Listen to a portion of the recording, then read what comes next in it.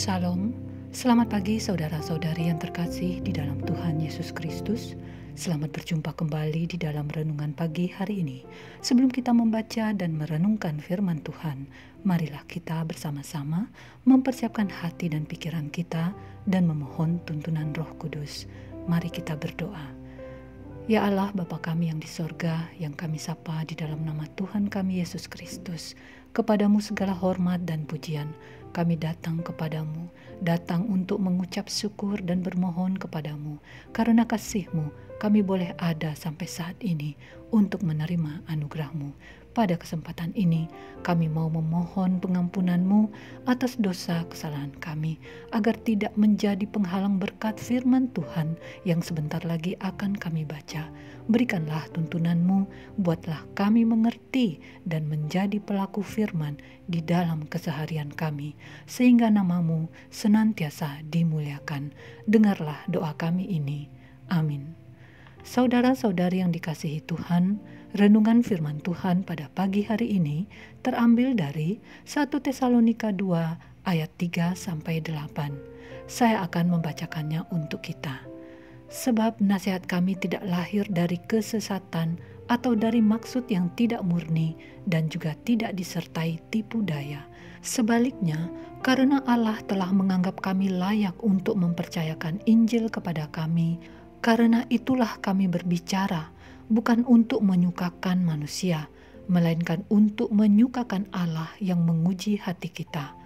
Karena kami tidak pernah bermulut manis, hal itu kamu ketahui, dan tidak pernah mempunyai maksud loba yang tersembunyi. Allah adalah saksi, juga tidak pernah kami mencari pujian dari manusia, baik dari kamu maupun dari orang-orang lain, sekalipun kami dapat berbuat demikian sebagai rasul-rasul Kristus. Tetapi kami berlaku ramah di antara kamu, sama seperti seorang ibu mengasuh dan merawati anaknya. Demikianlah kami dalam kasih sayang yang besar akan kamu, bukan saja rela membagi Injil Allah dengan kamu, tetapi juga hidup kami sendiri dengan kamu, karena kamu telah kami kasihi. Saudara-saudariku yang terkasih, judul renungan pada pagi hari ini adalah Saat Harus Peduli, Apa Motifmu?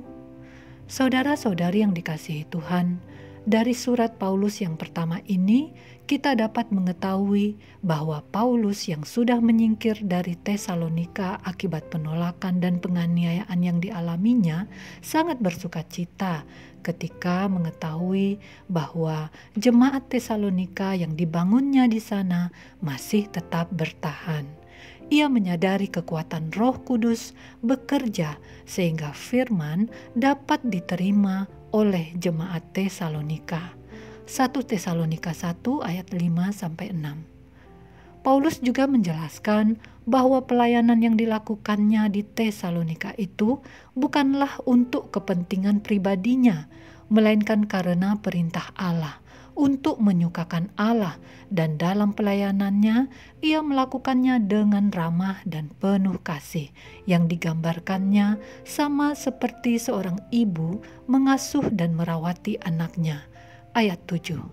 Pelayanan yang dilakukannya digerakkan dengan maksud yang murni, tanpa tipu daya, tidak ada maksud loba yang tersembunyi, dan tidak pula untuk mendapatkan pujian. Dan Paulus menempatkan Allah sebagai saksinya. Ayat 5. Demikianlah Paulus yang sangat peduli kepada jemaat-jemaat yang dibangunnya. Saudara-saudari yang dikasihi Tuhan, ketika seseorang peduli kepada orang lain, mengasihi orang lain, memperhatikan orang lain, membantu orang lain, berbuat baik kepada orang lain, biasanya ada motif yang mendorong hal itu terjadi.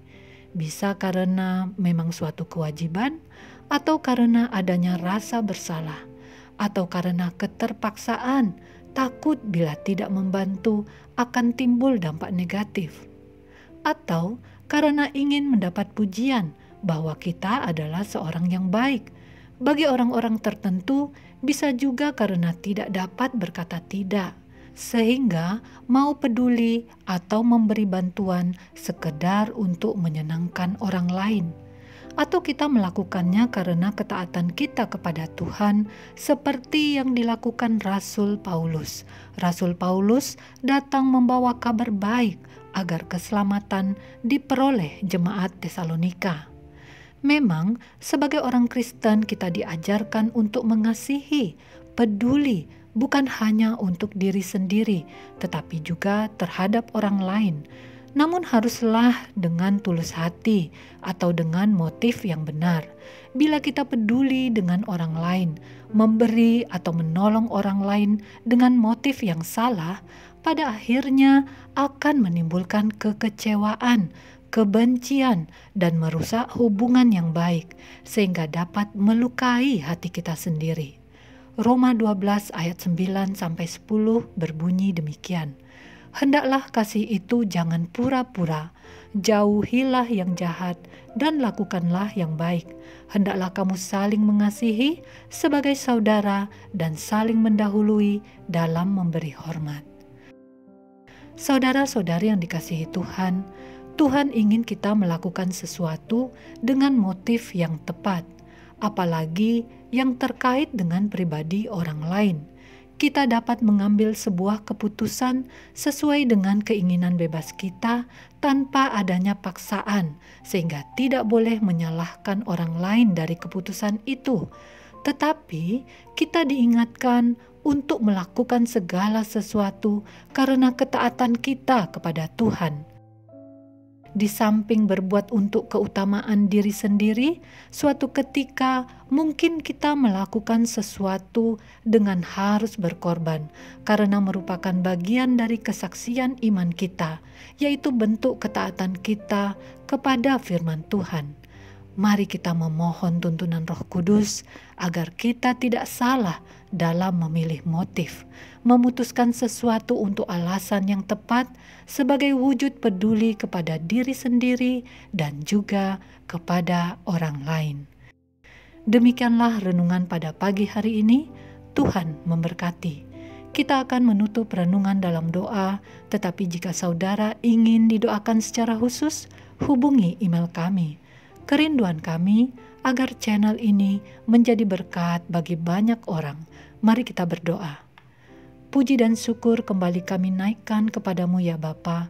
Kami telah diberi kesempatan untuk merenungkan firman Tuhan. Kami juga memohon pertolongan-Mu untuk memimpin kami di dalam setiap mengambil sebuah keputusan sebagai wujud kepedulian kami terhadap diri sendiri dan juga terhadap orang lain. Ajar kami untuk memiliki motif yang tepat, yang pada akhirnya semua yang kami lakukan adalah sebuah kesaksian iman kami yang dapat kami hadirkan di tengah-tengah masyarakat.